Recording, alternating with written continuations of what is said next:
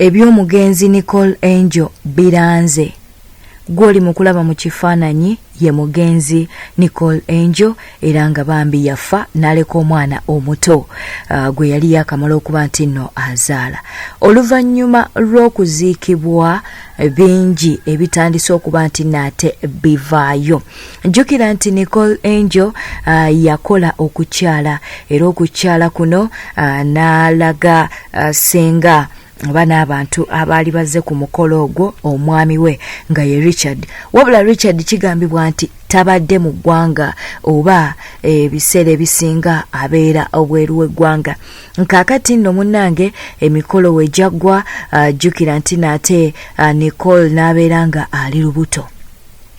Era kigambibwa mbo oba amawulire agatandise okufuluma Richard eyakola emikolo abadde alowooza nti nno omwana wuwe oba abaana bano kuliko owuwe, naye nga mu mawulire agali mu kuvaayo munnanga ate waliwo omuvubuka ayitibwa Eddy nga woli mu kulaba mu bifaananyi awo, oyo ye Eddy.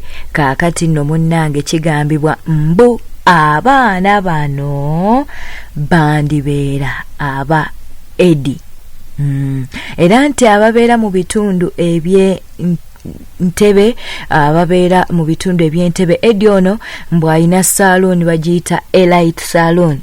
Kaakati mbw ab'omu bitundu ebyo bo bulijjo bamanyi Eddy, tebamanyi Richard oba babadde tebamanyi Richard, nga ne Richard abasinga abataliyo ku kukyala bamutegeeredde mu kufa oba kuziika oba nga bali mu kusiibula Nicole Angel.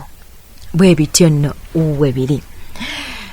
Amawulire ge tufuna wano ku News Park Channel galaga nti Eddy ataddewo embeera era agamba nti bano abaana babe oba kuno kuliko abaana be, ate nga ne Richard naye alowooza nti kuliko oba abaana babe. Gonna amawulire ge tuli mu kufuna wano ku News Park Channel. Abasinga bavuddeyo ne babeera nga ate bakomerera omugenzi nga bagamba nti omugenzi lwaki ate yalimba omuntu ono w'ebweru ng'akimanyi nti nno munnange abaana oba omwana tekuli wono ayitibwa Richard. Nkitegeera omwana omukulu nno si gwe basinze okuba nti nate bateekako essira, wabula amaanyi amangi bagatadde ku mwana ono omugenzi gwe yaleka. Okitegeera bebi omuto gwe yaleka nga bagamba nti singa omwana ono kizuulwa nga bambi si wa Richard, kiba kirekawa Richard ate nga yajja n'abeera nti naakyala mu butongole. Eddy agamba omwana wowe era nga ne vidiyo ezo z'oli mu kulaba mukwano gwange omulungi awo nno ekifaananyi kikulaga omugenzi Nicole Angel yali lubuto era ng'ebifaananyi babyekubya ne Eddy owa Elite Salon. Olaba n'okulaba mu bifaananyi nga Eddy asitudde omwana omuto, omwana omuto. Kaakati mu bifaananyi bino kye tutamanyi oba omwana ono gwasitudde y'oli omukulu ng'akyali muto oba yoona eyakazaalibwa. Ago tugenda kubeera nga tuganoonyerezaako, naye nga ekiriwo kiri nti kaakati abaana bali mu kuba nti nno bakaayanirwa wakati wa Richard kw'ossa ne Eddy. Eddy wa mu Uganda era ng'abeera mu bitundu by'Entebe.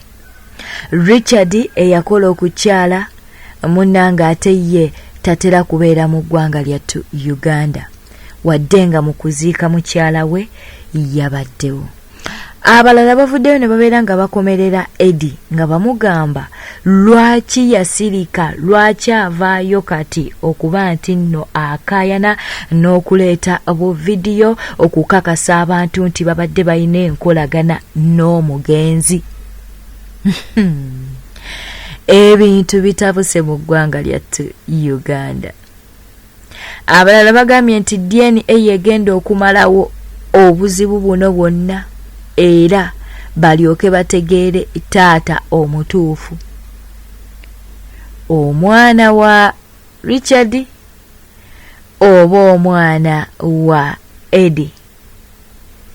Teri ayina ansa. DNA eyinza okusalawo eyandibadde abuulira abantu bano amazima saawa zino taliiwo, kubanga ne wonoogamba nti nno abafamire boogere bajja kubeera ng'ate oluusi tebasobola kwogera mazima. Ensonga nno bwe zityo bwe ziri. Nicole Angel oluvannyuma lw'okufa ate kati munnange bintu bingi ebitandise okuba nti ate bivaayo, nti olubuto lwali lwa Eddy era n'omwana wa Eddy. Ate waliwo abagamba mbu Eddy kw'ossa n'omugenzi Nicole Angel mbu baali batta ddiiru. Baali batta ddiiru nga kituufu bali mu laavu naye nga bali mu kukuula Richard.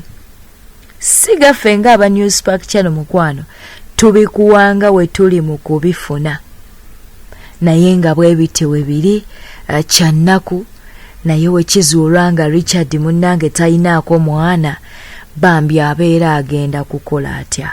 Kubanga mbu Richard ataddemu ensimbi nnyingi mu mugenzi, abadde amulabirira, abadde amukolera mbu buli kimu. Era ne ka vidiyo mukwano mu kuziika Richard bambi yakaabye n'ebigambo ne bimulema okuba nti nno ayogera, olw'okuba nti nno bambi mukyala we yava mu bulamu bw'ensi eno. Kitalo nnyo, kitalo ddala, naye ng'ensonga nno bwe zityo bwe ziri. Omwana waani wa Richard? Omwana waani wa Eddy? Naye nga Eddy yakyagenda mu maaso n'okuba nti nno buvidiyo abugirayo kumukumu bw'asiibula mukyala we. Rest in peace Nicole, baby, biki byonna ssaawa zino ali mu kuba nti nno ajjayo vidiyo ku vidiyo okwongera okukakasa nti nate babadde n'enkolagana ey'amaanyi.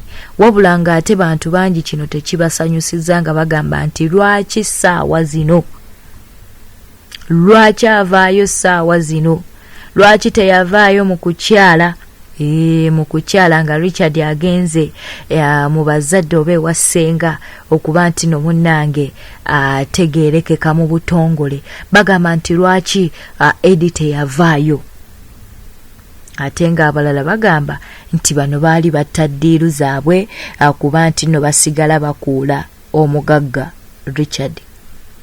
Tetuli mu kusalira musango omugenzi, tugakuwadde nga we tuli mu kugafuna. Tujja kwongera okuba nti no tulondoola ensonga zino tubeere nti nate tukuleetera ebirala bye tunaaba tufunyeewo. Naye nga ssaawa zino we twogerera omwana w'omugenzi Nicole Angel munnange akaayanirwa abasajja babiri, okuli Eddy owa Elite Saloon, okuli ne Richard nkuba kyeyo atatera kubeera mu ggwanga. Obadde ku Newspark Channel, subscribinga, likinga, lekawo bakabwawo mu comment section. Beera bulungi, muweeraba.